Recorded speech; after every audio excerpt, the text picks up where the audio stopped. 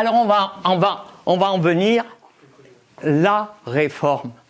Alors j'ai mis les étapes de la réforme des retraites. Il n'y a pas la réforme Macron, il n'y a pas eu la réforme Balladur. Il y a une réforme des retraites, et j'entendais Raffarin à la radio qui dit il faut qu'il y ait une réforme tous les 5 ans. Parce qu'il a bien conscience qu'on ne pourra jamais faire passer la réforme. Encore, c'est cette semaine que je l'ai entendu à la radio dire qu'il faudrait une réforme tous les 5 ans.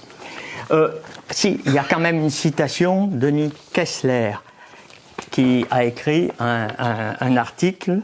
Alors, Denis Kessler, c'est l'ancien vice-président du MEDEF. Il est administrateur de Paribas, chez Bolloré Investissement, Dassault Aviation. Bon, c'est un...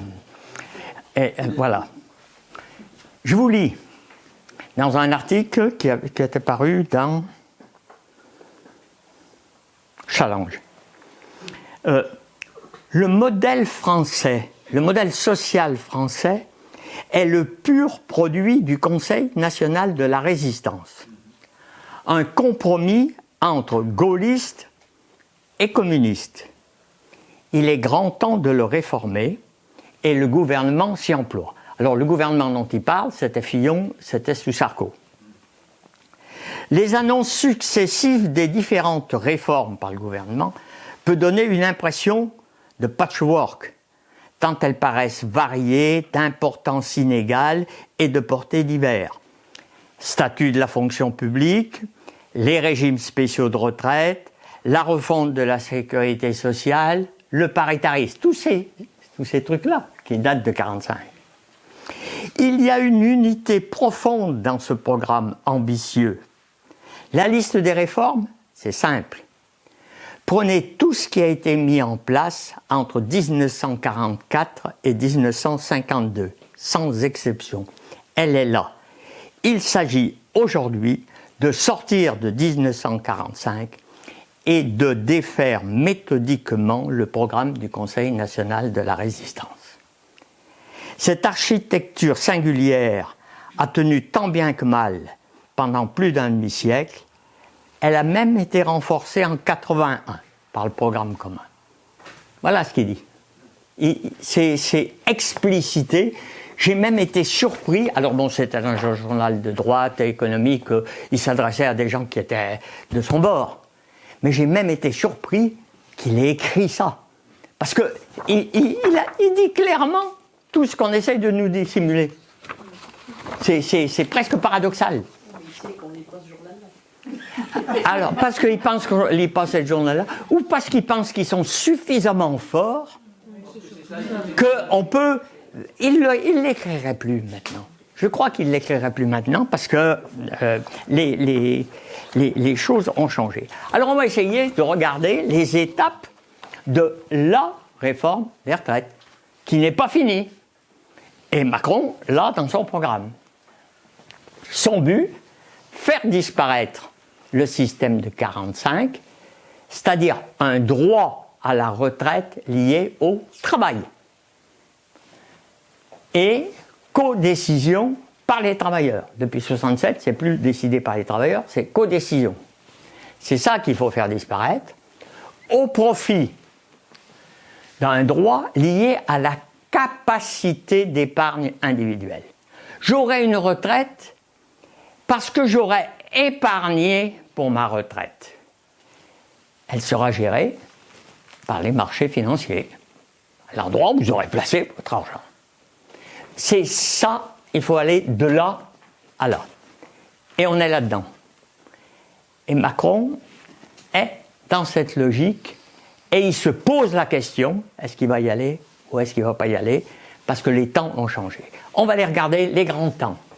En France, les tentatives de réforme. Balladur, 1993. Toutes les réformes, il s'agit de diminuer le revenu qui est distribué aux retraités. Si vous voulez que les gens mettent de l'argent, épargnent pour leur retraite, il ne faut pas qu'ils aient une retraite. Si j'ai une retraite, ils disent « Mais pourquoi je mettrais de l'argent pour épargner? Moi, je l'aurai ma retraite. » Il ne faut pas. Donc il va falloir diminuer le revenu des travailleurs qui arrivent dans les caisses de retraite. Il y a plusieurs manières. Balladur, il va falloir cotiser 40 ans au lieu de 37 ans et demi. C'est-à-dire on augmente le nombre d'années de cotisation. La retraite est calculée sur les 25 meilleures années au lieu des 10 meilleures années. C'est-à-dire que les retraites vont avoir tendance à diminuer. Les retraites ne sont plus indexées sur les salaires. Avant, quand il y a un indicateur, c'est le coût de la vie. Le coût de la vie, il augmente. Bon, par exemple, une année, elle va augmenter de 2%. Les retraites sont indexées sur le coût de la vie. C'est-à-dire que d'une année sur l'autre, les retraités vont avoir un petit plus, pas plus de retraite. Il y aura une compensation de la perte du fait du coût de la vie. Les salaires augmentent un peu plus vite que le coût de la vie. Et avant, les salaires étaient indexés, les retraites étaient indexées sur les salaires. Si on les indexe sur le coût de la vie, on diminue les retraites. Ce même Balladur qui fait ça en 1993, en 1987, il était ministre des Finances et il met en place le plan d'épargne retraite défiscalisé. Vous voyez, avant de faire ça, il dit on va donner des sous à ceux qui épargneront. Ceux qui épargneront, ils ne payeront pas d'impôt sur leur épargne. Vous voyez comment on veut faire passer d'un truc à l'autre. Donc Balladur en 93, Juppé 95, 2 ans après, c'est passé pour le régime général. Juppé tente de faire la même chose pour le public, au nom de l'équité. Et là, 5 semaines de grève, échec, Juppé c'était là, droit dans ses bottes, pof, c'est pas passé. Strauss-Kahn, on a changé de socialiste, lui, ministre des Finances. Non, pas des Finances, c'était de l'économie. Prépare les fonds de pension à la française. Il appelle ça les fonds partenariaux. Les fonds de pension, les fonds de partenariaux de Strauss-Kahn ne sont rien d'autre que les fonds de pension américains. Si vous voulez une retraite, placez votre argent dans des fonds de pension. Et puis, ce que les fonds de pension vous rapporteront, ben, ça vous permettra de payer votre retraite. Donc lui, il travaille sur ça. Fillon, 2003, ministre des Affaires sociales, 40 ans de cotisation pour la fonction publique. Vous voyez, petit à petit, on s'aligne. Et il met en place le plan d'épargne pour la retraite populaire. C'est-à-dire qu'on n'est plus les riches qui pourront se payer une retraite, on va favoriser ça avec l'exonération d'impôts. Si vous placez de l'argent pour votre retraite, vous aurez une diminution d'impôts. Alors le mot populaire, je ne sais pas bien, parce que si vraiment on est un peu juste, la diminution d'impôts, on ne l'a pas.